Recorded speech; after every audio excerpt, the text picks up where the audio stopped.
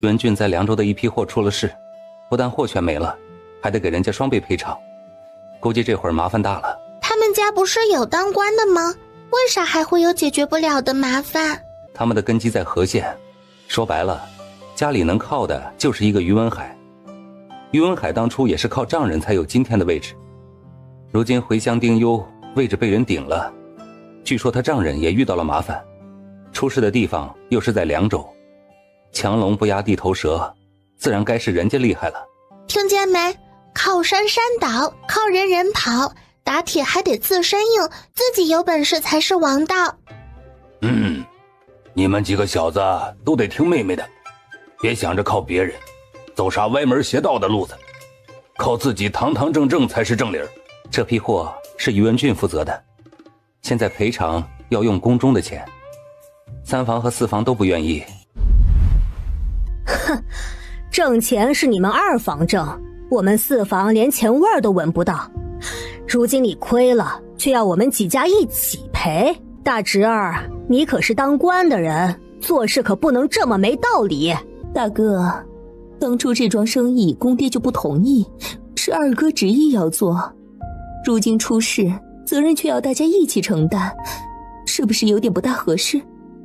三老爷如老僧入定，也不知在想啥，对小辈们的交锋像是压根儿没听见。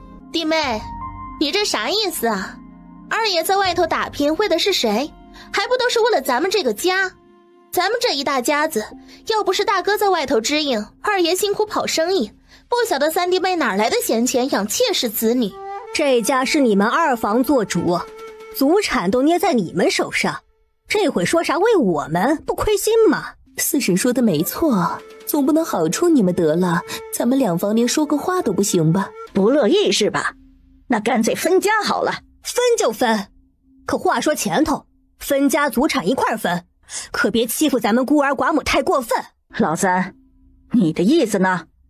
二嫂，你别跟小辈一般见识，四弟妹，你也先消消气嘛。都是一家人，一笔写不出2个余字。二哥尸骨未寒，咱们就闹着要分家，这不是叫人笑话咱和县一脉吗？这买卖当初确实是二弟主张的，三叔也确实不同意。二弟这买卖也是为了家里多尽点相，出了这种事他也不想的。这样吧，这是我们大房担7成，另外3成从公众出，如何？我男人没了，家里儿子又不争气，话你们都说完了，我还能怎么办？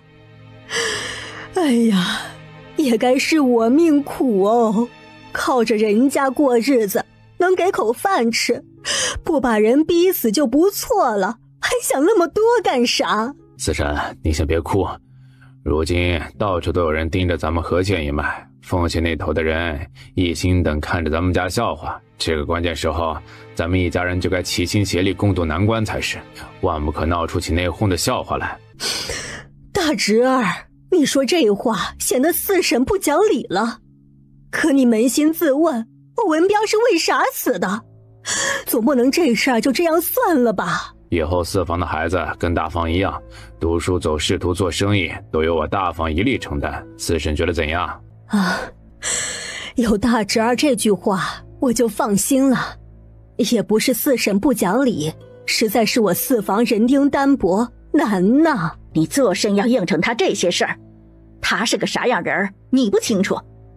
娘跟他打了一辈子的交道，还能不晓得他是个啥德行？娘，三叔怕是起了异心，这家是早晚都要分的，咱们把4房拉拢过来，将来分家也好说事。二老夫人气下去了一些，儿子说的有道理，将来分了家，就凭4房那贱人想跟他斗。那边本来都已经谈妥了，莫名其妙被人截胡不说，还把货也给脏坏了。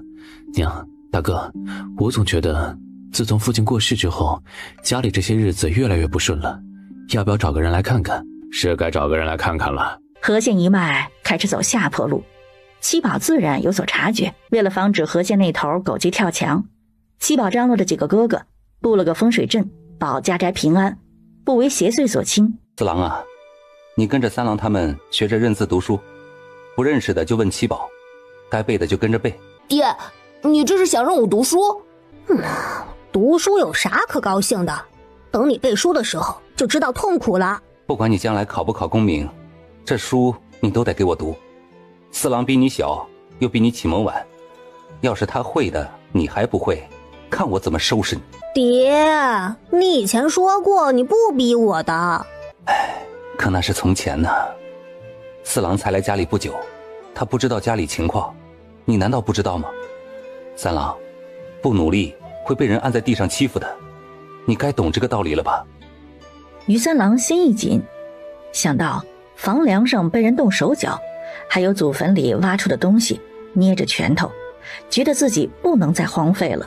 三毛子对读书一事很向往，心里还憋着一口气，他一定要比张彪强。临近年关，钱三爷知道于家又添了一个儿子，让人送了一些布头吃食过来，算是贺于家添丁之喜。爹，年底家里挣了些钱，倒也不是过不了年，要不这料子就留着，给你和几个孩子做2身衣服。家里存钱统共不足10两银子，开春七宝爹读书还得花钱，我还想送大郎去学个手艺，七宝又还小，万一有个头疼脑热的，总不能连看病吃药的钱都没有吧？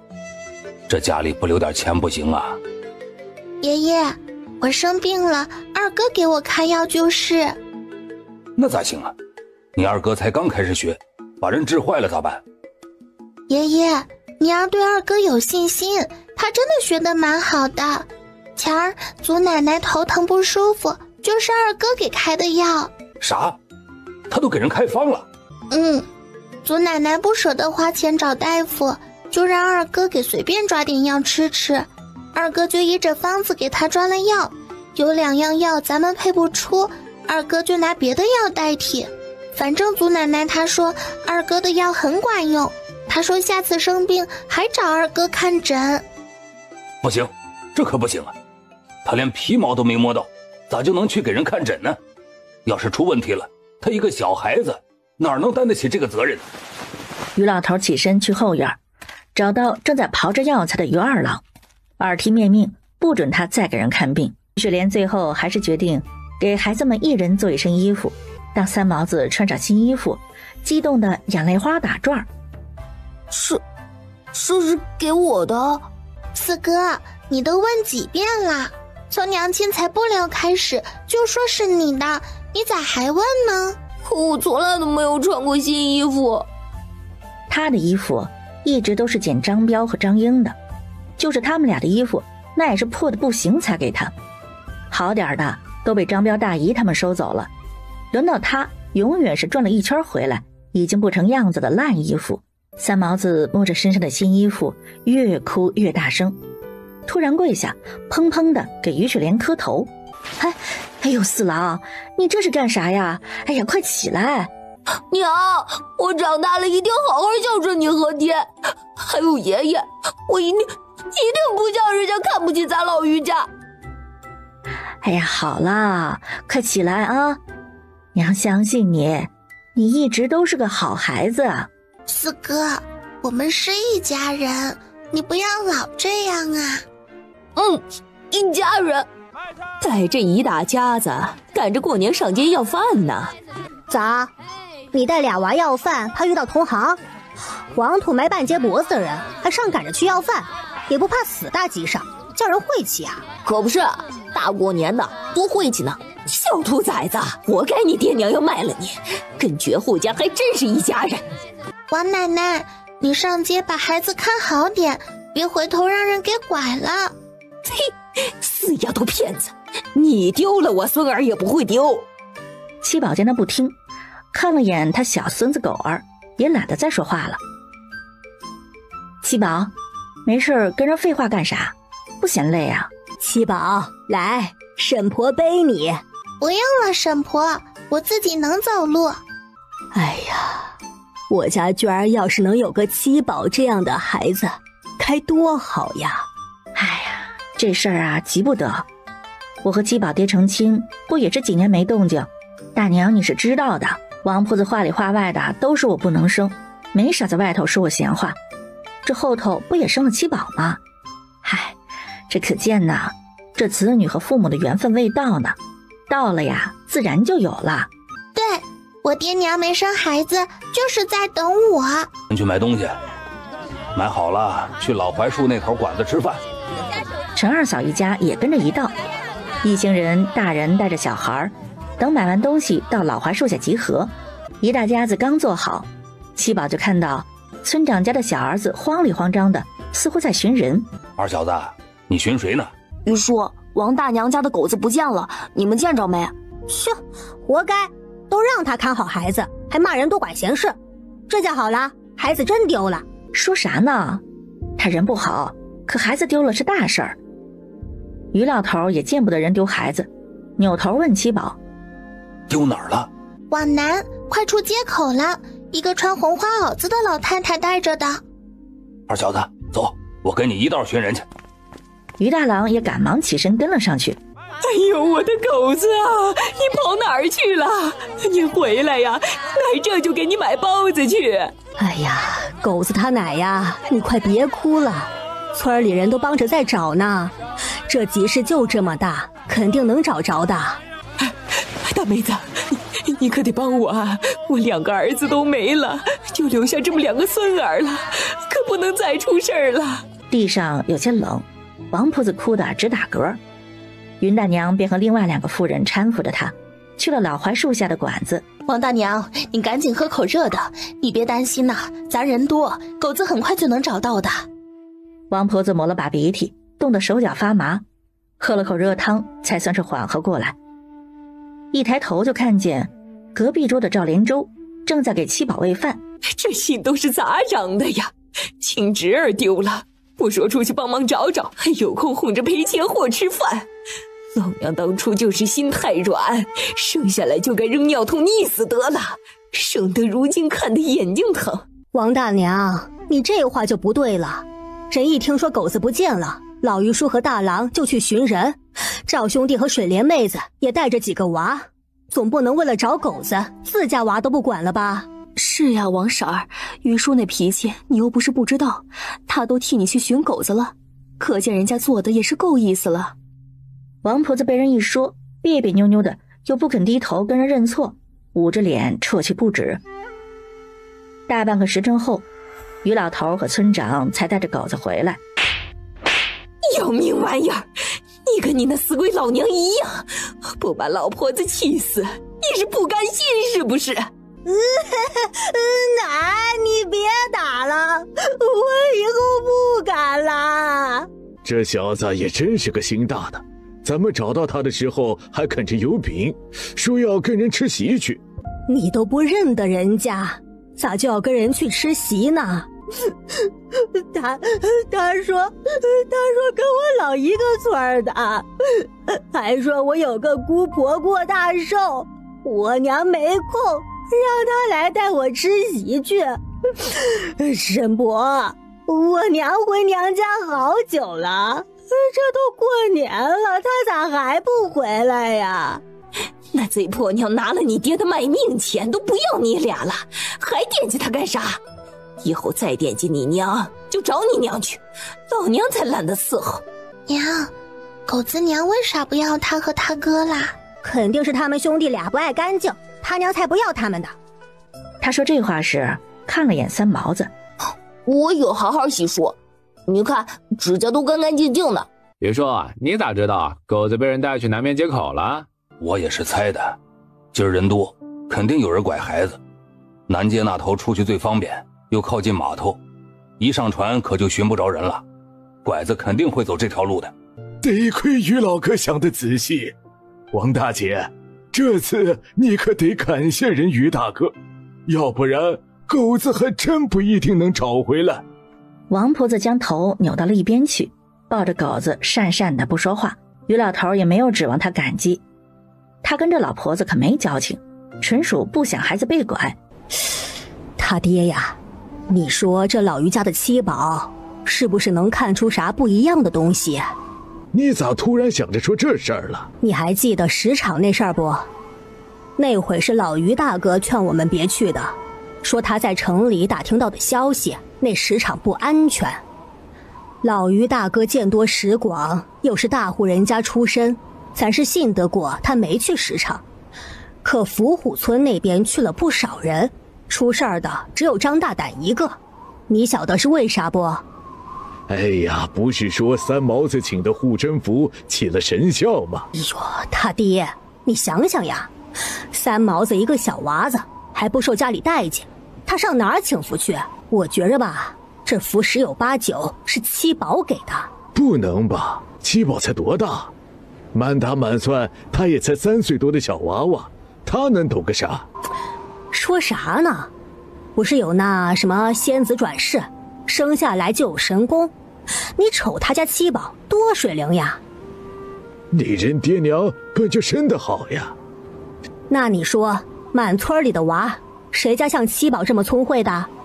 我可听石头说了，别看人七宝最小，进学也晚得很，学堂里好多孩子还不如他呢。真这么厉害？那可不咋的。咦，可惜了，咋就不是个男娃嘞？说啥呢？水莲才20出头，还年轻着呢。都说先开花后结果，他咋就不能生啦？村长点头，也觉得是这么个道理。那你说这事儿到底是想说个啥？他爹呀，那不是咱娟儿一直没有吗？我就想着呀，等过年的时候娟儿回来，才让七宝给瞅瞅，看看到底是哪儿出问题了。这不能生，多半是身体有问题，该去看大夫才对。信这些神神叨叨的东西有啥用呢？看大夫看大夫，咱娟儿看的大夫还少吗？不管了，等过年娟儿回来，我就带她去老于家，让七宝给看看。人家都说小孩子能看到一些不一样的东西，兴许七宝就是那点仙气儿没散，才会看到很多东西。四哥，你耍赖！都说数10下才能找人，你都没等到数就偷看我们藏哪儿了？就是你偷看，小狗，我真的没有，是你们没藏好，脚都露外面了，还说我偷看。还有你，屁股都在外头，你捂着个眼睛藏的是啥呀？这样我都找不到，那不是瞎子吗？吵啥呀？这么大了还玩捉迷藏，幼不幼稚？那你说玩啥呀？当然是玩打仗啦！我当将军，你们当小兵。七宝想说他当摇扇子的军师，结果他还没开口，一堆小孩不愿意了。扎你当将军，人将军都是9尺然宾客，你这白面书生不行。就是，你这么矮，肯定不能当将军。那啥，我当皇帝吧。三毛子插嘴道：“滚！将军都还没有定下来，你还想当皇帝？”三毛子，走，不晚了，回家了，我娘等我吃饭呢。三毛子，你真不认我这个娘了？你好大儿在家，我也是有娘的人。这位大婶，麻烦不要乱认儿子。王氏伸手就想打人。婶子，那是我弟弟，跟你没关系。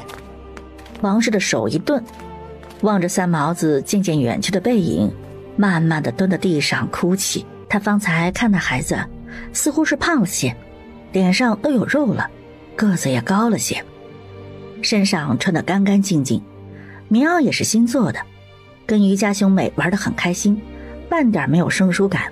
看来于家人待他这真的很好，他一时心情复杂无比。看三毛子过得很好，他该高兴才是，可又隐隐希望三毛子不要过得那么好。他过得不好，是不是心里就会惦记起自己这个亲娘，会想着回来找他？哟，都在呢。我瞧着四郎这孩子呀，比起在张家之时长胖了不少。啥不说，你家带几个孩子可真是没得说呀。于是连笑笑，没有掺和这话。我晓得你不爱说人闲话，本来呢我也不该说这些的，可是我今儿看到三毛子啊，不对，咱该说四郎了，就忍不住呀想跟你嘀咕两句。云婶婆，我四哥怎么啦？快说快说呀，他娘不爱听，可他爱听呀。你个小东西懂啥呀？听说前个儿张大胆把张英和张彪给打了一顿，说是打得可厉害了。张彪不是生了重病，他爹咋还舍得打他了？还有，王氏不是最佳后娘吗？他咋都没拦着？说来也是该打，那姐弟2个把钱都偷去，给了张彪姥姥。张英还想偷张大胆卖3毛子的钱，被张大胆给发现了。这一看不打紧，他手头那些钱呢，被张英姐弟2个偷得差不多了。于是连和七宝都震惊地睁大眼，图啥呀？那是自己家的钱呀！他们不是脑子进水了吗？唉，天作孽犹可恕，自作孽不可活呀！瞧这孩子，跟个小大人一样。云大娘这是过来干啥？嗨，没啥事儿，就是过来说说话。他有事儿，就是不好意思开口而已。他有啥事儿啊？唉，可怜天下父母心，都是为儿女啊。过年了，开春你们又大1岁了，要学着懂事。做哥哥就得有个做哥哥的样子，不要给家里添麻烦，都记住了？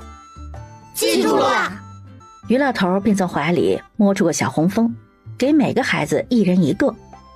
接着赵连洲也给孩子们1人1个。几个孩子接了过去，都是揣自己兜里。娘，你收着。一家人齐齐看向他。压岁钱不该是给大人收着吗？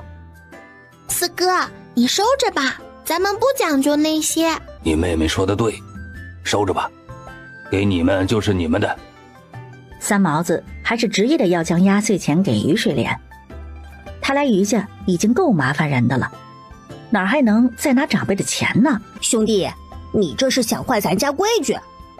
三毛子一个机灵反应过来，自己要是上交了钱，那其他3兄弟交不交？这可真是招人恨了。收着吧，咱们家没有要孩子压岁钱的习惯，你自己攒着，以后想买啥都成啊。三毛子嗯了一声，扭过头，眼里水光闪动。吃饭吃饭！于家人的年夜饭温馨而热闹。还愣着干啥？过年就不吃饭了是不是？说你呢，丑八怪！你不做饭，等谁给你做呢？你也去，死丫头，啥不学，学人家偷钱，把屁股绷紧点，再有下次，老子打死你！张英身子一抖，不敢再吭声了，跟着王氏去了灶房。张英心里越发委屈了，姥姥和大姨都不管他们了，爹的脾气越来越不好，好多活都开始让他干了。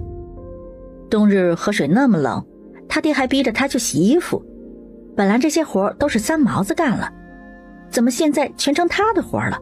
水莲呀，大娘这是没法子，这才求到你家来，新年当头的就跑你家门上来，怪是对不住的很。云大娘，你这是咋的了？我想请你家二郎去我家瞧个病。谁病了？哎呀，大娘你是知道的，我家二郎刚开始学，让他去看是不是不大妥呀？我知道，我这也是没法子呀，不好大过年的去麻烦别人，才来找你家二郎的。你放心，好不好的都不怨二郎，还请你看在我这老脸的份上帮个忙。二郎，你就跟你婶婆去一趟吧，大过年的也别背药箱了，若是能治，咱家再给配了药送过去。哎呦，多谢于大哥了。水莲，要不你带七宝去我家坐坐？于水莲不知道他心底里的打算，还以为怕有人知道他家看病，故意拿七宝挡人眼。行，我呀给他梳个头就过去。水莲，今儿大年初一，让你们帮忙这些事儿，大娘这心里怪是过意不去的很。哎呦，大娘，都是一个村的，你和叔也没少帮衬我家，说这些就太见外了。这到底是出啥事儿了？哎呀，还不是我家那个不争气的，昨个半夜里被人从上坝村赶了回来。病的是娟儿姐？你说这昨夜里多冷呀，那不懂事儿的回来也不吭声，就缩在灶房门口，要不是石头起来小姐都不晓得。你是不知道呀，那身子冰凉，都快冻僵了。这要是没人发现，岂不是要冻死了？他们家咋能这样啊？大过年呢，啥事儿不能等过了年再说？可不是嘛，3岁娃都懂得道理，他老李家心咋就这么狠呢？这是存心要欺负死我闺女呢。沈婆，这事儿咱不能就这么算了，不让咱们过好年，咱也别让他们安生。是呢，娘，他李家不做初一，咱也别做那15了。两家姻亲这么多年，小姑在他家伺候老人，照顾小辈，起早贪黑没功劳也有苦劳。他们把事情做得这么绝，这不是存心的，打咱老赵家的脸吗？大娘，嫂子，哎呀，小娃子不懂事儿，胡说的。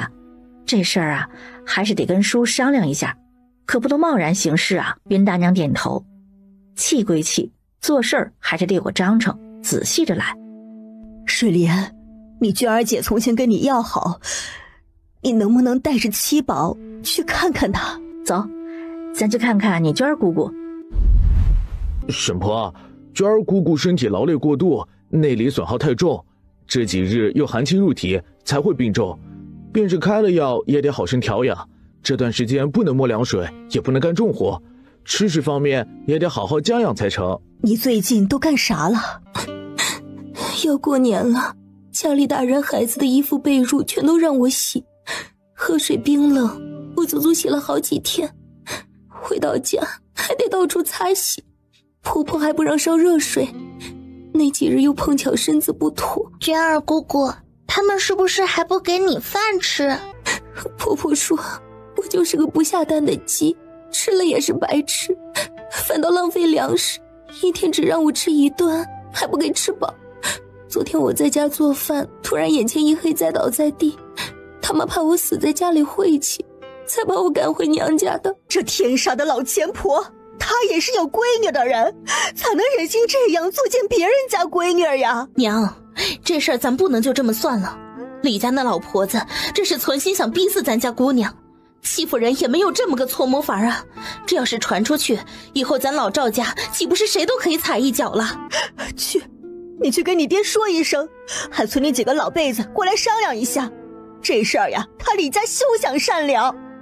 村长大儿媳去找村长说话，于二郎也回家抓药去了。水莲呐，大娘还得求你一件事儿。哎呦，大娘，啥事儿？你说就是。七宝，你帮你娟儿姑姑看看，她这辈子还能有娃不？哎呦，大娘，七宝她就是个小孩子，她说话没事儿，对错都没关系，你就当我没法子，想找个人说说话啊。七宝走到床边，仔细打量赵娟，又问了赵娟的八字。姑姑是个有后福的，以后夫妻和睦，儿孙满堂，沈婆你不用太担心。只是姑姑姻缘不在眼前，还是得先调理身体。你姑姑以后会有孩子，那就证明她是能生的，那为啥一直没娃呢？沈婆该是听过一句话的，有福之人不进无福之门。娟儿姑姑离了李家，这以后的日子会越来越好。只是那李家没了娟儿姑姑后，日子可就难说了。云大娘听了七宝这话，心情好了不少，瞬间有了主意。这门亲得断。唉，咋就不带上我呢？她好想过去凑热闹的，你呀，就是个看热闹不嫌事儿大的。大人是去办事儿，带你去干啥呀？走啊，七宝，咱们玩去。昨儿你们都穿着新衣服显摆一天了，还没嘚瑟够啊？那不是伏虎村咱还没去吗？没错，咱还得去赵多福家晃一圈，让他看看咱的宝剑。七宝觉得哥哥们好幼稚。你们等等，娘，给我带上那个新头花。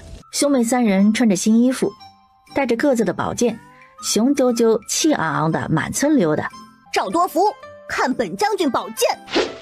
赵多福不屑的嘴还没有撅起来，就被那剑给吸引了。三郎，给我摸摸好不好？这是本将军的宝剑，剑在人在，岂有离身的道理？就摸一下好不好？七宝，你这头花谁给买的？好漂亮啊！漂亮吧？我爹给我做的。七宝，给我戴一下可以不？我也想。兄妹三人从赵多福家离开时，七宝就发现于三郎的剑不见了。三哥，你的剑呢？卖了啊？多少钱？5文钱。这就卖？话音未落，就听到一阵斥骂声和小孩子的哭声。小王八蛋，给你压岁钱就是这么败家的？一个小猪骗子你就给人家5文钱，你咋不让他来家里抢呢？不是猪骗子，是宝剑，宝剑。兄妹3人相互看了看，拔腿就跑。哟，是三毛子呢。不对，该叫人四郎了。瞧这新衣服，天爷，这料子是好料子呢。这三毛子还真是掉进福窝里头了。那当然，我爹娘爷爷都是疼孩子的人。活得那么好，你回来干啥？不是回来，是路过，顺道看看你有没有新衣服。哟，这还是去年的旧衣服。你老和大姨也不咋地嘛，拿了钱连件新衣服都不舍得给你织。哎呦，掏心掏肺给他老，人如今得了钱了，连个线头都不给他，这败家的白眼狼啊！以后啊，谁嫁起了都是祸害。那可不是，他那弟弟呀，也不是个好东西，亲兄弟都容不下。我看呐，那书都读到狗肚子里去了。你等着，就你那臭脾气，人老于家早晚把你当牲口卖。我家才不会呢，我哥哥们都是一样的，才不像你家呢。这肚子好像有点饿了，咱中午吃点啥？娘说将中午炖羊肉汤，要不咱还是早些回去吧。我不想吃羊肉汤，我想吃鸡。吃鸡也成。别说，爹前晚上烧的那鸡鲜嫩多汁，嚼着入味儿，可真好吃。走，回家吃饭。兄妹3个嘚瑟完毕，在一众村民的羡慕嫉妒声中扬长而去。张英气得肺都疼了，一回家冷锅冷灶的，那火就更大了。丑八怪，你不做饭了是不是？你这么大，有手有脚的不做饭，等谁伺候呢？他一个后娘不做饭想干啥？地里活还没干完，还有衣服也没洗完，要不你再等会儿，我弄完就回来做。我就知道你个后娘心毒，存心想饿死前头娃，把这家产都给自己亲生的是不是？亲生的我还有吗？闭嘴，赶紧去做饭，惯得你没点规矩了。就王氏这样的后娘，还要怎么做才叫人满意？她在村里头都不好意思说话了。这死丫头还不懂事，作孽呀！怎么就生了这么个不懂事的祸害？咋说的？还能咋说啊？今年当头闹成这样，李家固然成了笑话，可明叔家里也好不到哪儿去。今儿还请了2边理证过来，和离文书写了，赵娟的嫁妆也给拉了回来。这往后啊，2家算是彻底结仇了。唉，听说李家祖上出过读书人，家里又是跑买卖的，当初也是看他家条件不错，村长才舍得把娟姐嫁过去。唉，没想到这家境不错，人品却是不行，再大的怨气也没道理年30把人赶回家的。可不是嘛，这事儿做得太不地道了，就是他们自个儿村里人都觉得他们老李家做事太绝。爹，他们家该是天人了吧？你为啥这么说？天没天人他还真不知道，毕竟他一个外男，总不好四处打量吧。我去一趟明叔家。于是莲到了村长家，将七宝的猜测一说。弟妹，你记得不？咱去他家灶房砸东西的时候，灶房里躲着个小媳妇儿，年轻轻的，看着也面生得很，可不像是他李家的亲戚啊。没错呢，我就想着这女的我也没见过，当时还多看了她几眼。李家那个小娘们是他们家啥亲戚？就不是啥正经亲戚，是德安在外头跑生意，说是见到妇人要饭可怜，这才给带回来的。哎呦，你个不长心眼的，人家都把人带到家里来了，你还当人是在收留可怜人？我说呢，怎么好端端的就要把人给赶走？原来是找着人了。那夫人有娃娃了？啥？都有娃了？老二家的，你瞅着那贱人身形，可有啥不对？哎呦，娘，这不对呢，那贱人看着像是有身子的人，作孽呀！他李家咋就这么欺负人呢？不行，这事儿可不能就这么算了。以前那贱种在的时候也没少折腾那玩意儿，闹腾的大人孩子一宿都没法睡觉。今年也不知是因为秦德俊死了还是怎么回事，家里也没有人说放爆竹这事儿，钱三夫人乐得清静。就这还没完呢，他家不是有个姑奶奶，说是嫁到了淮江一带，夫家做官还殷实得很。一说巧不巧，赶着年底也出事儿了，还就是年30那日下的大狱。前儿个姑奶奶便带着儿女回来，哭着求于文海帮忙，可他自己都是泥菩萨过河，又能帮个啥呀？娘，这是我大女儿袁秀，今年14。袁秀姐姐好。妹妹好。都说苗不愁长，可这孩子大了那也愁啊，相看嫁娶哪样不得父母操心。七宝一听他这话便明白了于三夫人叫钱元秀过来的缘由，这是想让他给看看。于是连一想到自家那么几个小子过几年也得愁这事儿，深有感触的点头。可不是嘛，这做父母的就没有几日不愁的。来，让咱们虎头也沾沾七宝的灵气儿，看看将来能读书不？七宝手脚无措，将胖胖的虎头抱在怀里，大娃娃抱着小娃娃，乐得周围大人大笑不止。小公子生的聪慧，将来必然是个读书的料子。借你吉言，希望咱们虎头将来能像七宝一样聪明就好。钱三爷请赵连舟去书房说话。初二我回娘家去，你猜我听到啥消息了？七宝赶忙支起小耳朵，认真听钱三夫人说话。除夕晚上，河县那家几个小子高兴，喝了点酒就去放爆竹，结果那爆竹也不知是怎的，把3房一个小子的眼睛给炸了。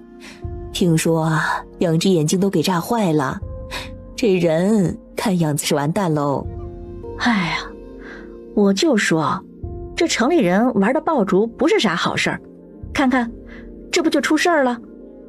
谁说不是呢？我家就不准放。爱太，三爷说是吴家小少爷过来了，说是让你去前厅一起坐坐。于是莲见人家有客人，刚要起身告辞，又听那婆子道：三爷还说于娘子也不是外人，不如带着小娘子一道过去坐坐。妹子，这都不是外人，今儿就当自家人聚会你别拘束。话说到这份上，于是莲也不好推辞了。好在赵连舟也在，七宝年纪又还小，倒也不用太过避讳。晨光也是读书人，不如与你赵叔讨论一番。赵连舟便含笑问吴晨光读了些什么书。一番问答后，吴晨光额头便开始冒汗。赵连舟便找了个借口打住话题。钱三爷心有不喜，见夫人过来倒也没有吭声。七宝好奇地打量那位吴少爷，见他眼神飘忽，时不时落在于水莲身上，便晓得这人是个啥样人物了。吴家人离去后，钱三夫人便拿着女儿的生辰八字问七宝：小仙子，劳你给看看，这人和我儿可是良配？七宝，这里没外人，有事你直说就是。都说3寸之鼻不如1寸之眼，又言正邪看眼鼻，此人眉如柳条，白金浮光主淫邪，山根断折，祖业有损，克妻害子，寿年不足，难为良配。七宝见钱三爷不语，继续道：若是钱三叔不舍得这门亲事，不如待端午过后再议亲。也好，今日多谢七宝了。不过七宝这事儿咱们知道就成，出这门就不提了，成不？我是有职业道德的，晨会50文。钱三爷先是一愣，继而哈哈大笑，吩咐人取了一吊钱过来。七宝认真地数出50文，剩下的又推了回去。钱三爷便明白，这孩子年岁虽小，却是个心有成算的，心中越发喜欢。三爷，小儿狂语做不得数，还请三爷别往心里去，也莫要与人说起这等无稽之谈，平白与人笑话。钱三爷便明白，赵连舟这是不希望人家知道他闺女有这本事，如此也好，他私下让人看吴晨光面相这事儿，同样也不想让人知晓。二婶子，毛蛋，七宝，你也去你姥姥家了？七宝无语，他爹入赘，他哪来的外祖家？赵兄弟，你和你二哥一起走，我和水莲妹子说说话。二嫂子，这是出啥事儿了？年前我大嫂想把芳儿输给我家涛儿，这事儿你是知道的吧？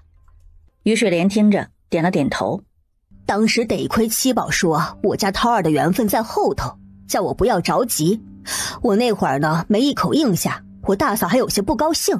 那现在，哼，我回娘家才知道，那个芳儿看上他姨家表哥了，两人私下早就有了来往。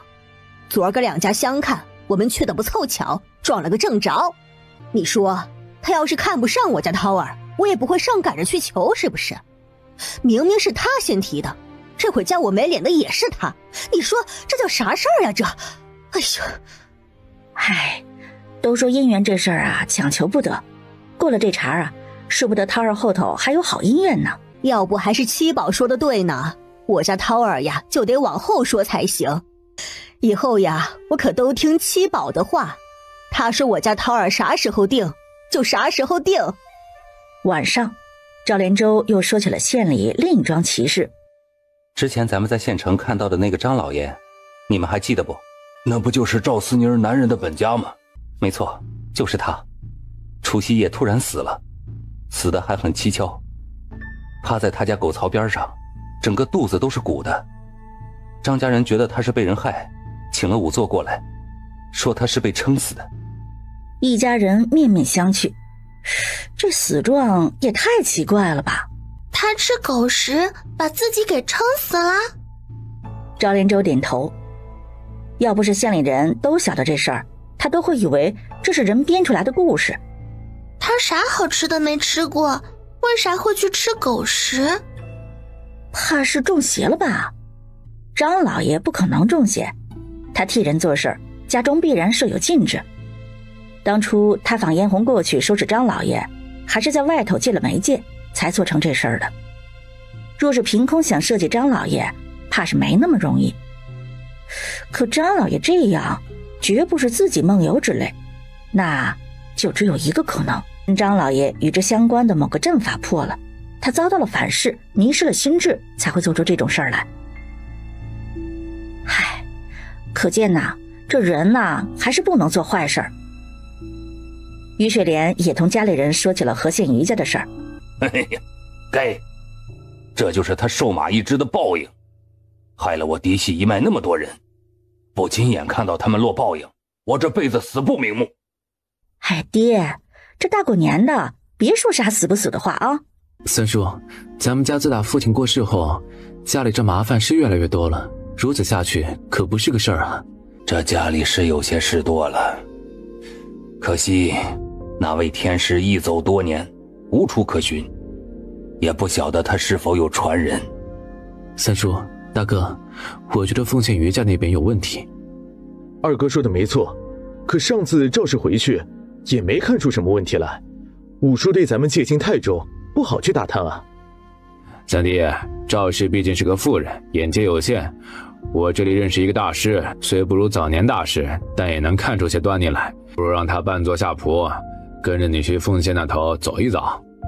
于文斌闻言看向三老爷，你大哥说的是啊，事关我何县一脉生死，你带着赵氏和儿女去一趟盘龙村，毕竟是过年嘛，去赵氏娘家走一走，也算给他面子了。赵春之一听于文斌要与他一起回娘家，顿时喜不自禁。姨娘，你入于家已有7年，父亲几时陪你回过娘家，又何时将赵家当作正经亲戚来看？你只顾高兴，怕是不晓得母亲那里因此落了怨恨。你个小孩子呀，家懂什么？你父亲这是爱重我，又岂是由氏能拦得住的？怎么说，我也替他生了一双儿女，他待我好些，不是应该的吗？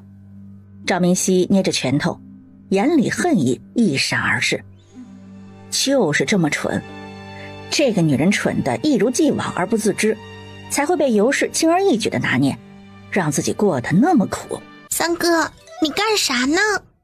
哼，一大早就跑了，说好的一起干活呢。老四，咱做好的宝剑还有几把？还有5把。干啥？不是说好要分给毛蛋他们吗？毛蛋他们急啥？啥时候玩不是玩？你赶紧的把剑拿出来，我有大用。三哥，你拿这么多剑要干啥呀？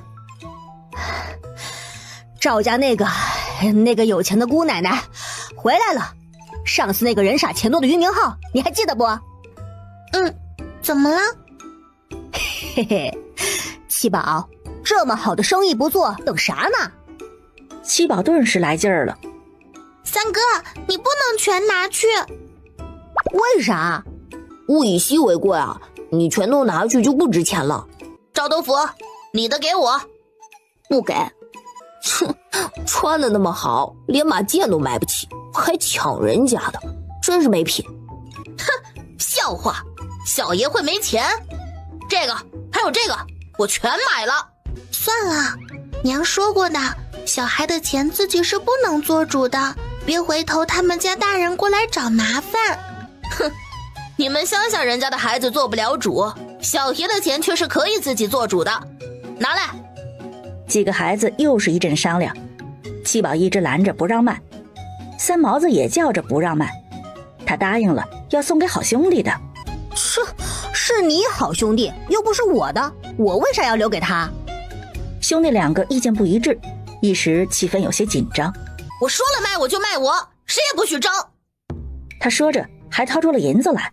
不行，咱得讲规矩，您要买也得让大人过来。刚好赵德福的娘路过。大舅母，你来做见证，我今儿要花钱买他们手里的剑。成啊，舅母给你们做见证，卖吧。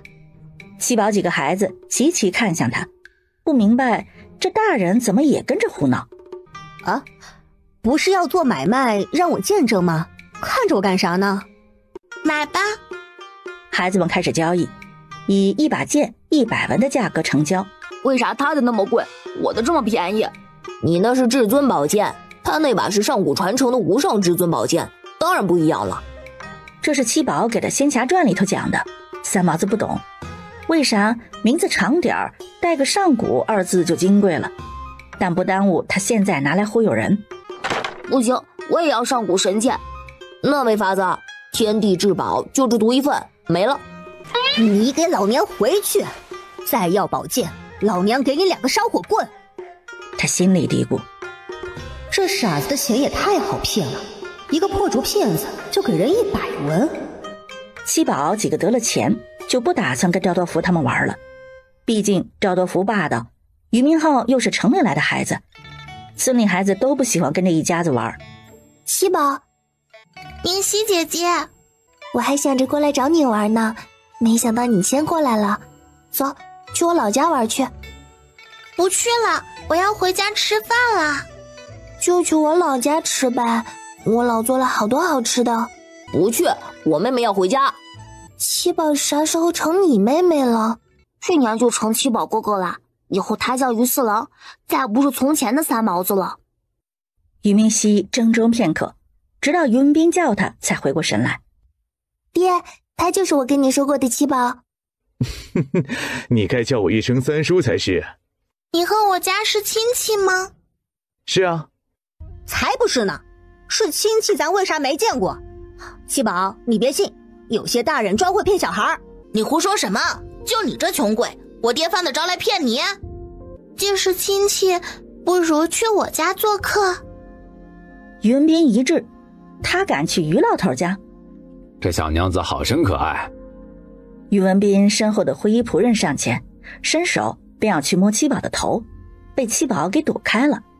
你干啥摸我妹妹？摸你那都是看得起你，一个乡下丫头小骗子，有啥好金贵的？三毛子突然伸手，在他头上揉了2把。不好意思，我也挺看得起你的。你们，爹，他们欺负人！于文斌看了几个孩子一眼，没安慰儿子，笑着与七宝道：改天定会登门拜访五叔。三毛子瞥了他一眼，和于三郎一边一个，拉着七宝离开了。三爷，这小姑娘有点不对劲。于文斌脸色一变，一个3岁的娃娃能有什么不对？在下也说不清楚，但这小女娃面相难测，怕是生而不凡呢。大叔是说七宝聪慧吗？他是真的聪慧呢。水莲姨成亲好几年才生的七宝，他们家可宝贝七宝了，还送七宝去学堂。听福表哥说七宝厉害得很，很多书都读完了，就连先生也夸他。爹，我可不可以也像七宝一样读书啊？那小女娃真的很聪慧？才不是呢，都是先生偏心，教他多些，只有他爹帮忙学，才会学得那么好。要是我爹也帮我，我指定学得比他还好。小兔崽子，你读个书还得老子一起读不成？他骂完儿子，转头一脸谄媚道：妹夫，咱们进屋喝酒去。你先进去，我在外头安静会儿。赵大进去后，会议人继续方才的话题。还有那小姑娘身边的2个少年也颇有些古怪，明明都是早夭旺夫之命，如今这面相竟是有些看不透了。若是要看仔细，还得寻个机会看看大家其他人面相。唉，我家运势渐运，怕是与他家脱不了干系，还请先生替我想想法子。自当尽力而为。没人注意，一旁的于明熙脸色煞白。果然，三毛子就是于四郎，这命格当真是改变了。三哥、四哥，你们最近小心了，那个会议人有些道行，估计是于文斌请来对付咱家的。哎呦娘嘞！我就说他看人眼神咋那么瘆人，闹半天就是个歪门邪道。这事儿咱得告诉爷爷。于老头一听于文斌回来，还疑是带着高人，当即怒气上涌。好啊，害了我嫡脉一支这么多年，如今该他家倒霉了，还敢带人过来探听虚实，真以为老子是你捏的不成？当晚，于老头就紧急召开家庭会议，提醒家里人注意于文斌动向。于水莲成亲后好几年都没孩子了，后来是怎么怀上的？听说是因为赵三娃子身体不好，才一直没怀上。后来赵三娃调理好了，也就跟着有了孩子。听说这赵三娃以前跟你定过亲？三爷，妾身那时年纪尚小，都是听家里做主，所以……哎，你别担心，我没有质问的意思，就是觉得赵三娃这般容貌，你家居然都看不上，这眼光可不是一般的高呀。长得好看有什么用？且不如三爷这般有本事才是真的。而且他以前也不长这样，都是后来。他从前是个怎样的人？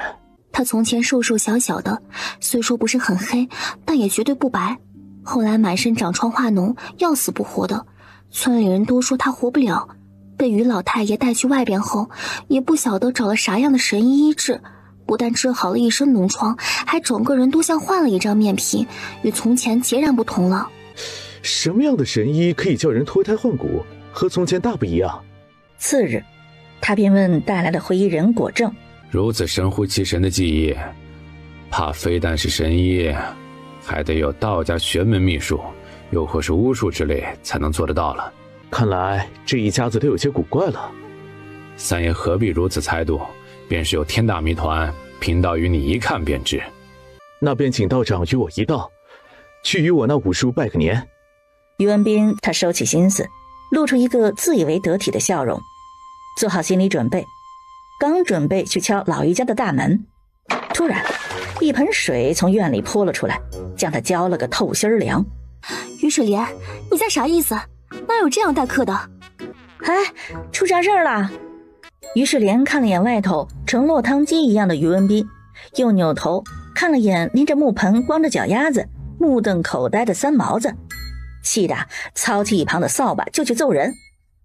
我说了多少遍了啊，水往茅坑里倒，你啥时候都是往外头一泼了事，生怕多走两步路，这不就出事了？我不敢了，娘，我以后再也不敢了。娘，你别打了，别打死哥了。是干啥呢？大过年的打孩子干啥？他干啥天怒人怨的事儿了？爷爷，都怪我不好，是我乱泼水，泼到客人了。客人？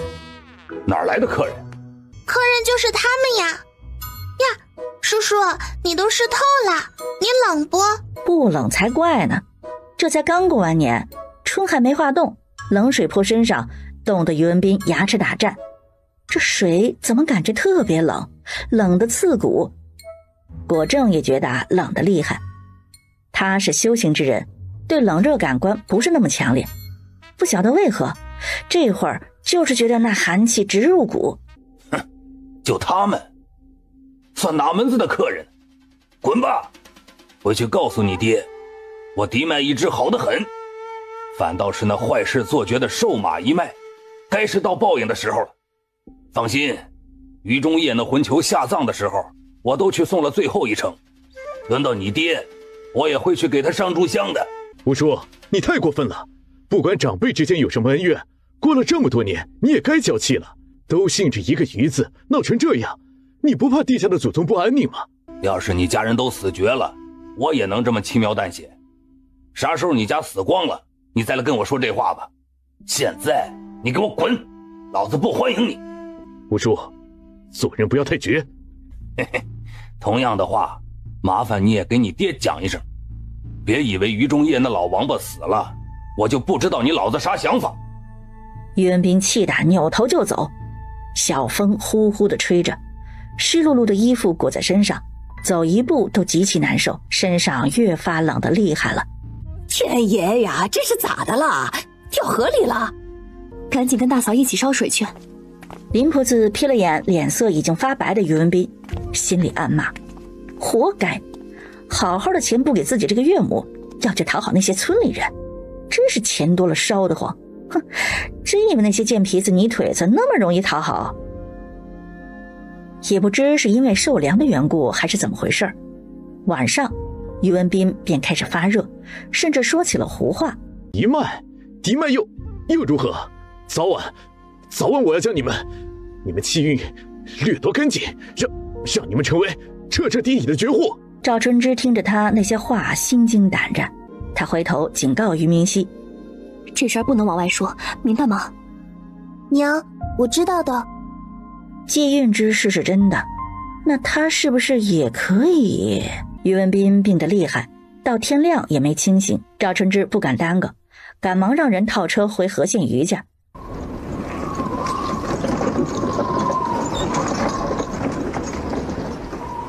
不远处的山坡上，七宝静静看着于文斌一家马车离去。不就是一盆水吗？他咋就病得起不了床？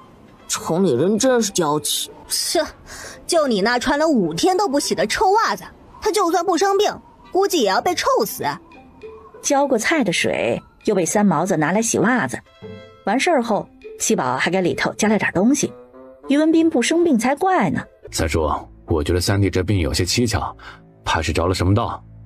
三老爷心里也不得劲儿，他3个儿子，于文斌是最能干的那个，还有2个都是庶子，其中最小的那个庶子，除夕夜玩爆竹炸伤了双眼，根本就是个废人了。要是于文斌再出事儿，他与凤县那头有何区别？三老爷、大爷，以贫道来看，凤县这一家子的转机就出现在那小娃身上。一个小女娃有什么值得忌惮的？我那儿观了于家娘子面相，分明是命中无子，且刑克夫君，命犯桃花的孤寡之相。如今他不但夫君健在，还有了一个女儿，且看他以后怕是还有福禄不断。那孤寡之相已然淡化，假以时日，命格便会彻底改变。他命中无子，如今却有了孩子，这孩子是怎么来的？据传于老太爷是个大善人，修桥铺路与各处皆善缘不断，又收养了3个孩子。那3个孩子我没能都看见，不过若是几个孩子命数极好，形成上好的风水阵，便有可能扭转乾坤，改变命数。好啊，打着做善事的旗号，还以为他真的收养孤儿。到头来不过是为了自家风水局而已。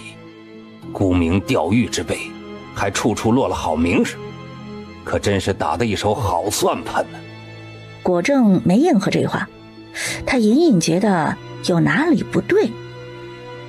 若说于老太爷收养孩子是为了以这几个孩子的命数来改写于家运数，可他那日见到的于三郎和于四郎分明都有早夭之象，命格不但不好，还出奇的差。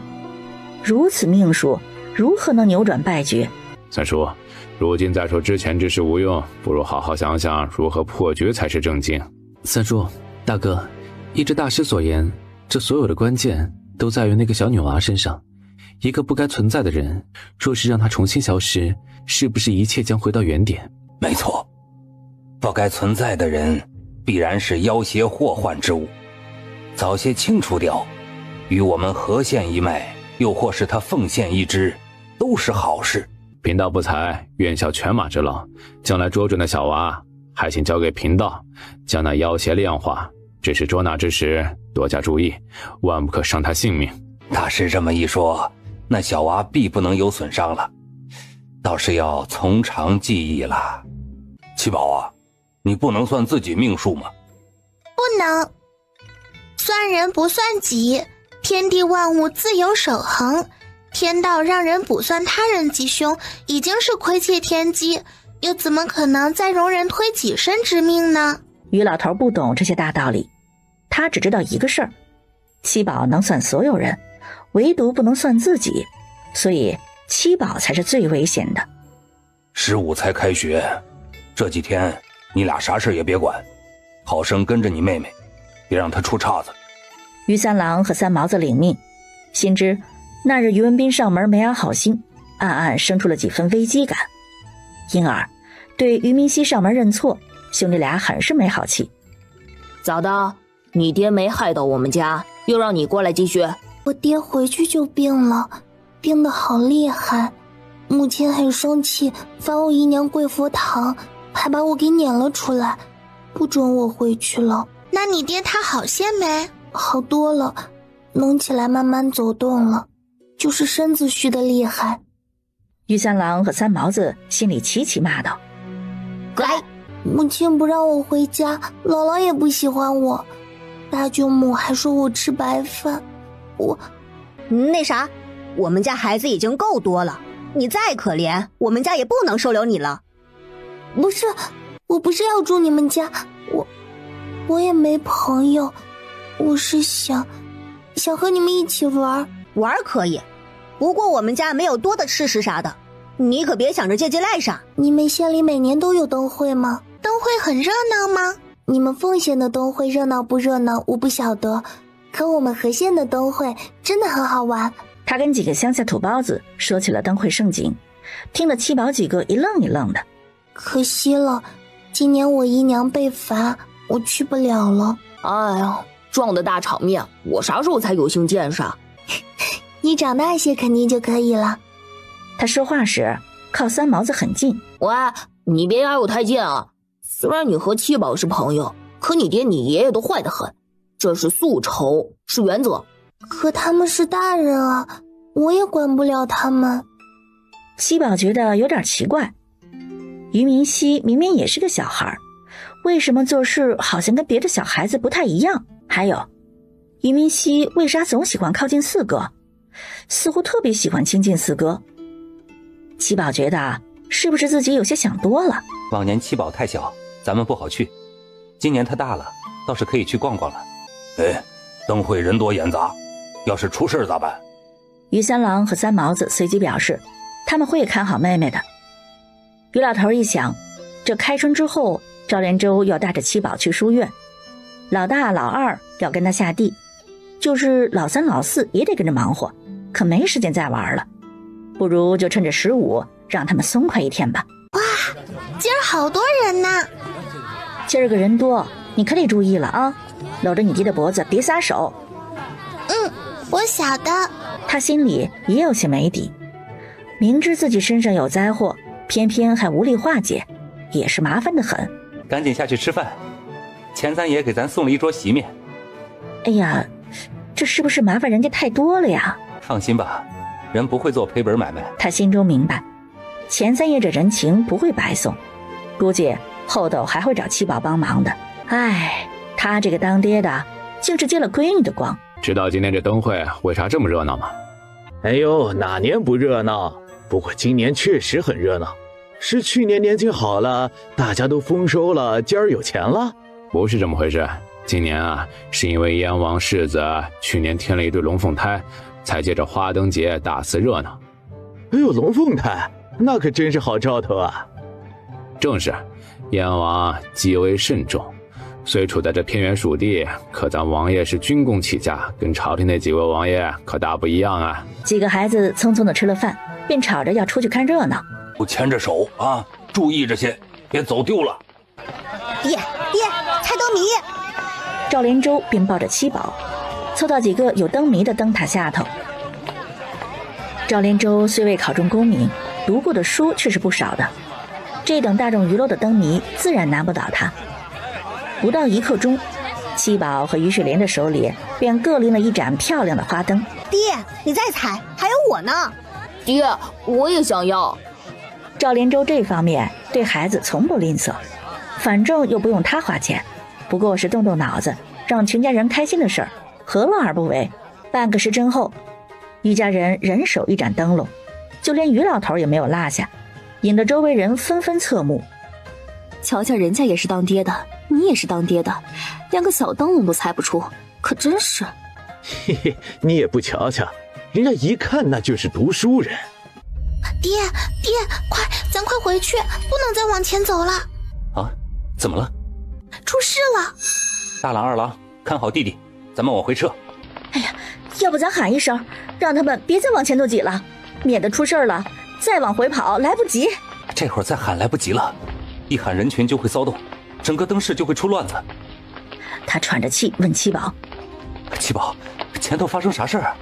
前头起了大火，一连烧着了好几家灯塔，人群一害怕就乱了，人挤人，人踩人，死了好多的人。那咋一点动静都没有呢？这是半个时辰后会发生的事，所以我们得赶紧撤出，然后想法子平息这场灾难。别着急，咱们先回客栈再想办法。爹，你去2楼冷梅阁找钱三爷，他会有法子的。掌柜的，钱三爷是不是在2楼啊？掌柜的脸色瞬间就不怎么好看。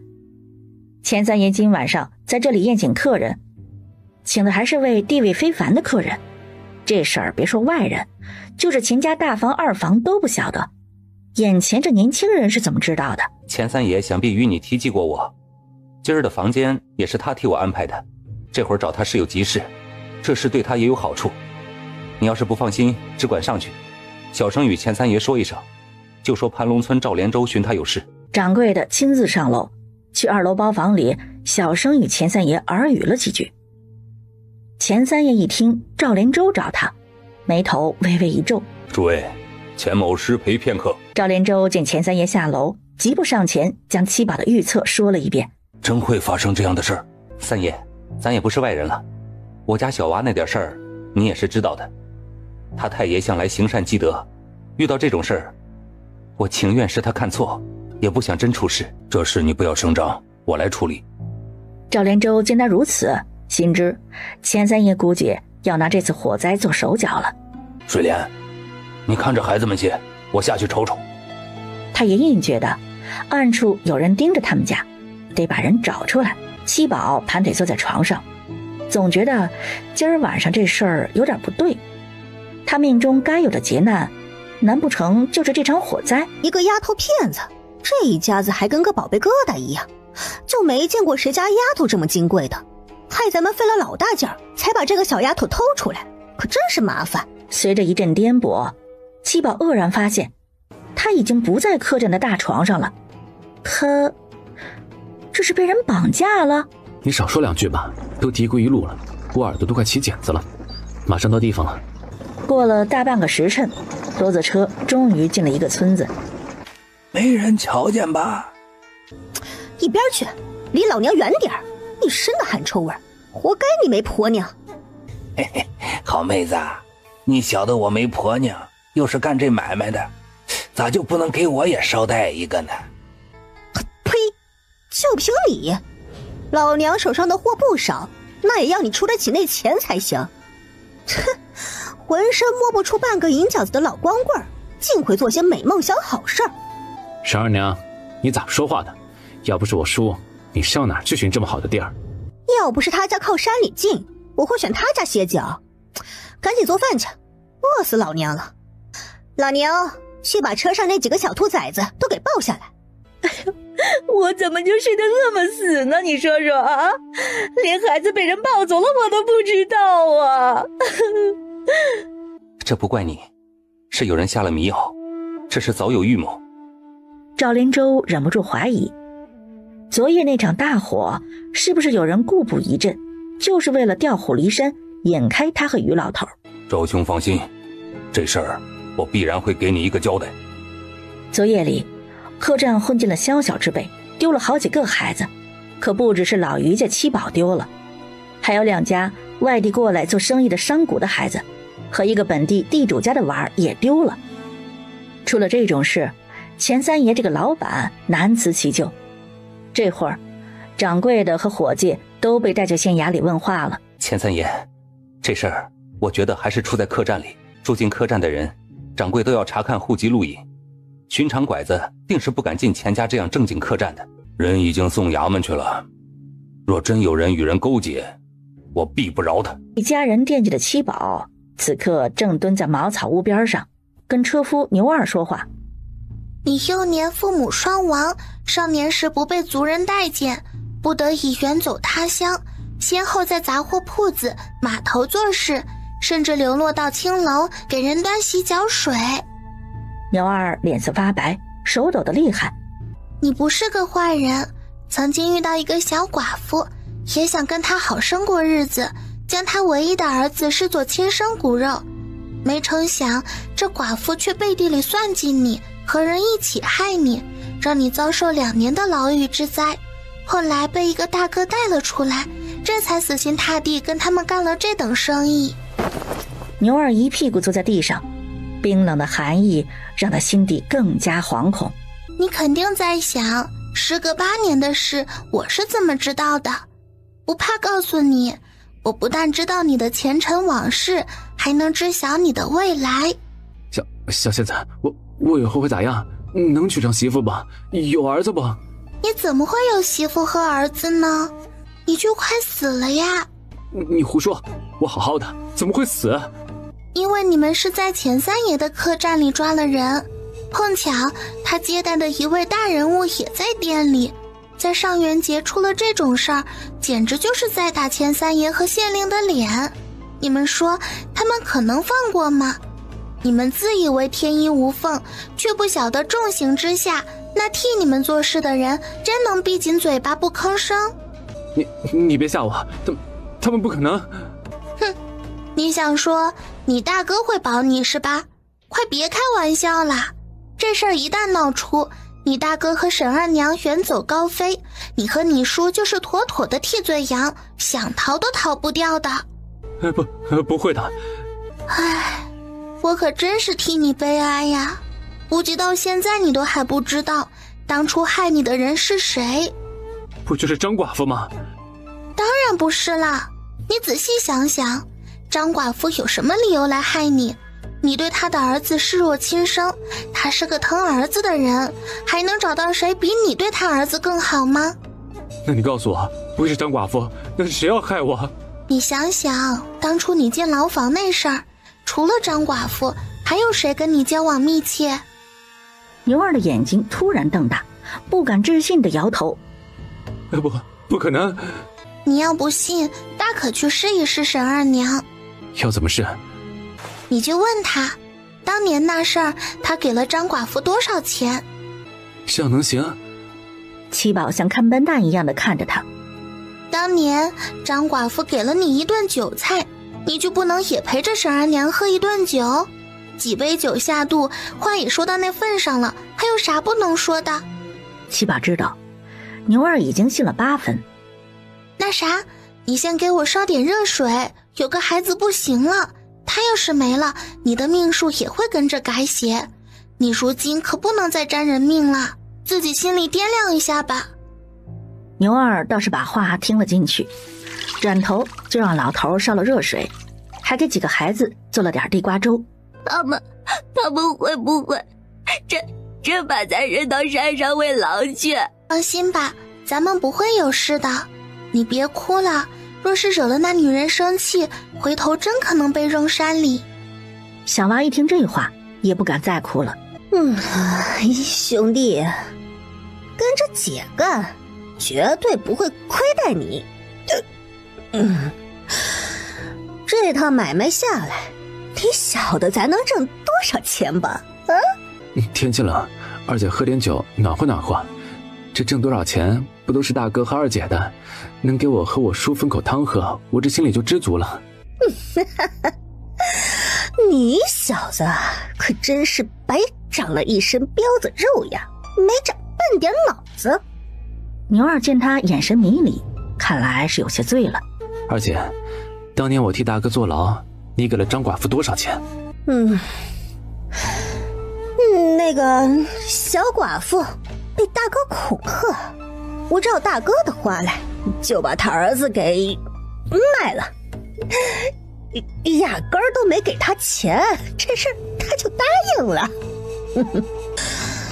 不是我说，要不是看你坐牢，那2年那挺可怜的，大哥也不会可怜你，把你捞出来跟我们混。毕竟呀，你这榆木脑袋实在是太笨了，出去做事儿呀，一点儿都不会来事儿。牛二的一颗心如坠冰窖，自己从牢里出来，还拿他们当再生父母一般，一文钱不要，天天替他们卖命。这些年没少干错事，沈二娘已经醉了，头一歪，靠在桌上睡了过去。牛二，你这是咋了？叔，我要砍了他！这贱人害我好惨！当初之所以会坐牢，都是他和大哥害我的。大侄儿啊，你听叔说啊，这杀人的事儿咱可不能做呀。沈二娘背后有人，要是真杀了人，以后咱也逃不掉啊！不，今儿个我一定要杀了他！那2年的牢狱之灾，让他好好的一个人，这之后恍如阴沟里的老鼠。走在大街上，但凡有人多看他2眼，牛二都会惶恐害怕。不知道多少夜里，满头冷汗，从噩梦中醒来，他的未来，他的希望，都被这2年的牢狱生活给磨灭了，余生只有麻木的活着。老头见拦不住牛二，眼珠子一转，哭道：哎呀，大侄儿啊，咱老牛家可就咱叔侄2个了，叔都这把年纪了，连个女人滋味都没尝过，你要杀，能不能留个热乎带喘气儿的，让叔也……牛二看着自家二叔那皱巴巴的老脸，心头杀意渐渐的冷却，鬼使神差的点点头。哎呀，好大侄儿，你等着啊，叔宝刀未老，要是明年这时候你有兄弟了，咱老牛家也算后继有人，对得起地下祖宗了。那啥，大侄儿啊，你先出去，别耽误你兄弟投胎呀。牛二浑浑噩噩地走出门。小仙子，如果我救了你们，以后日子要好些吗？你是想说以后能不能娶媳妇生娃吧？牛二点头。你把生辰八字讲一下。牛二不加思索地报了八字。七宝掐着小指算了算，你将我们送回城里，自然会有人找你做工，只要你认真做事，不出1年你便会娶上媳妇，不出3年你就会有大胖儿子。真的？我真能娶上媳妇儿？但前提是你得多做好事，行善积德，弥补你从前过错才行。若是沈二娘说我同谋怎么办？你就这样。七宝说完，便听到一侧屋里面传来嘎吱嘎吱的声响。你书屋里木头架子坏了吗？牛二的脸一红，赶忙将他推进了屋里。客栈里，于三郎从兜里摸出了一个小荷包，交给了于水莲。娘，这是初8的时候七宝交给我的，他说要是哪天找不到他了，就拿这个去找他。你咋不早说？我也不知道为啥，就是没想起这事儿。今儿也不晓得为啥又突然想起来了。大郎，快去叫你爹回来！天色微亮，七宝就被一阵咒骂声给吵醒。嘿，你个死老头子，老娘的便宜你也敢占？你给我等着，我今儿七宝，牛二已经被衙役给抓了起来，眼神不时地看向七宝。七宝这会儿可没空理他，他委屈坏了，坏人差点就要把他抓去献祭了。赵连舟拍着女儿的背，目光落在从屋里头出来的老头身上，越发的阴冷。不关我的事儿啊，都是他们送来的。老东西，我弄死你！沈二娘行走江湖多年，没想到竟然在这小山沟里翻了船，被这阿扎晦气不堪的老东西生生折磨了一晚上，这会儿全身上下就没一处不疼的。赵连舟抱着女儿，上前一脚踹在了沈二娘心口处，将她顺势踹出了好远。赵连舟心头不解气，还想上前补上两脚，被钱三爷和陈捕头给拦住了。算了，赵兄啊，这妇人背后还有人，可不能把她给打死了。没错，山里那道观在哪里咱也不清楚，还得带着他过去寻人，可不能弄死了。七宝问他爹，那几个小孩的家人呢？他们走不开，去别处找孩子了。七宝不懂大人的弯弯绕绕，从赵连舟的怀里滑下去，指着昨儿发烧的小男孩对牛二道：你背着他。牛二赶忙上前将那小孩给背起。其他3个娃都是知道父母的，这娃是哪来的？不知道，他跟我们都在一个车里，就是烧得厉害，身体也虚弱得很。官爷，我真没做坏事啊，都是这婆娘带了娃过来歇脚，要不是她给钱，我也不让她歇着。嘿，你还不乐意让人家歇？我瞧着你昨儿夜里睡得安逸得很呐。老头搓着手讪笑。陈捕头问牛二：你跟沈二娘是啥关系？我就是替他们赶车的车夫，有啥事他们也不告诉我，我也没想到他们要把孩子送山里去。陈捕头看了他几眼，没有再说话，让手下歇息了片刻，便带着沈二娘去了山里。爹，你带我过去，那道人有些古怪本事，别回头叫他给溜了。一行人从清晨走到了正午，翻过2个山头，才隐隐地看见丛林深处若隐若现的道观。大人，道观有后门，靠那头下山还要近一些，让2个壮实些的大叔守住后门吧。陈捕头还在诧异，这小娃娃咋这么大胆，敢指使大人做事。听他的，让人守住后门。陈捕头卖钱三爷的面子，一言吩咐，而后上前踹开了大门。大门打开，众人顿时头皮发麻。赵连舟赶忙伸手捂住了女儿的眼睛，陈捕头的胃里一阵翻腾，强撑着吩咐：进去搜。钱三爷扶着门框直接吐了。这蛇是活的。这都什么邪门法术，竟是用人体来做毒虫容器，这也太残忍了。微风拂过，一阵哐啷声传来，众人随着声音望去，又是一惊。道观的屋檐下竟是左右两边都用人头骨串成串，阴森森地俯视众人。屋里又是几声惊叫。走，进去看看。赵连舟无奈，只好抱着女儿进了观里。里头的佛龛下竟是摆着几个小坛子，每个坛子口上都露出一个小孩的头颅。饶是七宝知道这人多半是个邪道妖修，还是被眼前的场景吓了一跳。这道人是在养小鬼，而且还是用最残忍的傀儡术来制造，当真是没点人性。头儿，没人，半个人影都没有。奇了怪了，香炉里的香不到一半，我们又来得突然，他今儿要等着送孩子过来，没道理会突然跑掉呀。他该不会提前算到咱们要来抓他，跑了吧？七宝心中冷哼，从乾坤袋里取出了一只小纸鹤，默念了2句法诀，去。纸鹤便晃晃悠悠地朝着神像一旁的供桌上飞去，突然就起了火。就在众人纳闷怎么莫名其妙就起火了之时，火光中突然窜出了一道人影，跳下供桌就往后院跑。追！奇怪呀，都在这里，怎么就没发现这里有个大活人呢？这是他的障眼法。钱三爷心有余悸，这道人道法如此高深，这小姑娘一眼就能识破。这么小的孩子，不是妖孽，那就只能是仙人转世投胎了。道人冲到后院，飞快地往后门方向逃去。刚一出去，就被陈捕头提前安置的2个衙役给抓住了。陈捕头带着人到了前院。咦，这人不是跟着河县余家三爷的下仆吗？怎么一转眼又成道士了？他说着，像是想到了什么，说：“是不是于文斌让你来害我闺女的？”被人捉住的果正抬头一看，脸色瞬间大变。他上次并不曾见到赵连洲，此时一看，不禁打了个突突。这人面相极贵，又似明珠蒙尘，这样的人怎么可能会是王婆子那样乡野泼妇的儿子？这里头到底出了什么变故？怎么这一家子的面相一个赛一个的奇怪看不透？难不成都是这小娃娃带来的转机？这些孩子都是怎么来的？有2个是拐来的，还有的是附近村里人生了养活不了，贫道借野观里见不得苦难，愿意收留给他们，给一条活路带回来的。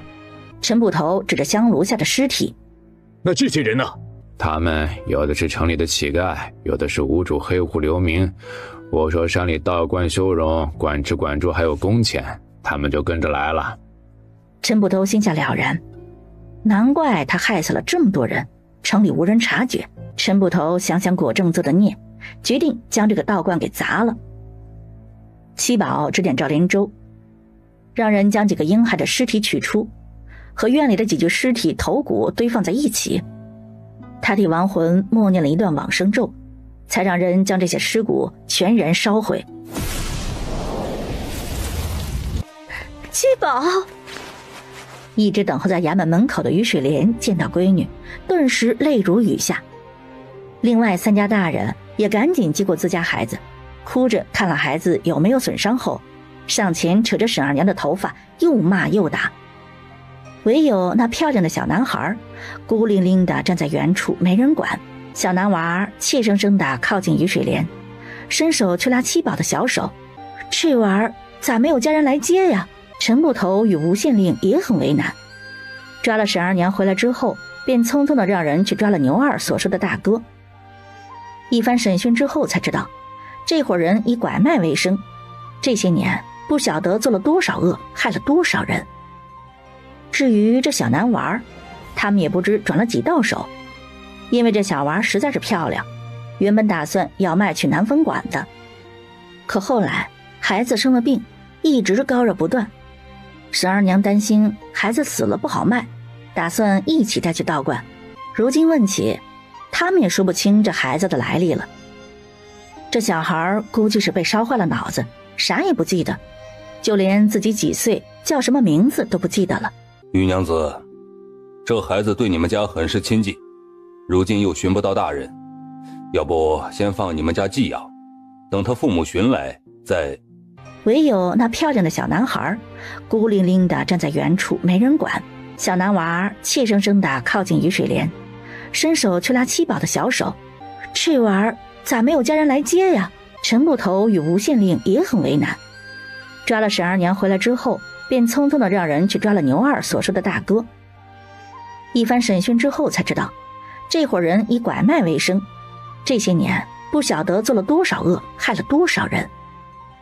至于这小男娃，他们也不知转了几道手，因为这小娃实在是漂亮，原本打算要卖去南风馆的，可后来孩子生了病，一直高热不断。